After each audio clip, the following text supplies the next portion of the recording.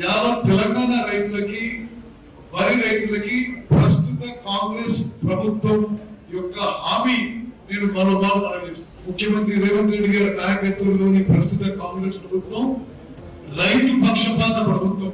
ఎన్ని ఇబ్బందులు వచ్చినా, ఎంత ఆర్థిక వ్యయమైనా సరే మా ప్రభుత్వం ఈ యాసంగి పంటలో చివరి గింజ కొనుగోలు చేసే వరకు ఈ ప్యాడీ ప్రొక్యూర్మెంట్ కొనసాగుతుంది.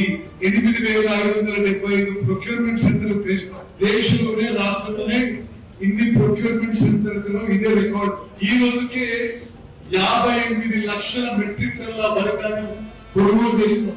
ఇంకొక 16-17 లక్షల మెట్రిక్ టన్నులు వరి ధాన్యం ఈ యాసంగి పంటలో కొనుగోలు మరి చేయాల్సిన టార్గెట్ పెట్టుకుని ముందుకు పోతున్నాము. నేను మరోమారు మనం చేస్తున్నా, చివరి గింజ వరి ధాన్యం ఎంఎస్పీకి కొనుగోలు చేసే వరకు, ప్రక్రియ పూర్తయ్యే వరకు ప్యాడీ ప్రొక్యూర్మెంట్ కొనసాగుతుంది. ఎంఎస్పీలో కొనుగోలు చేస్తాము.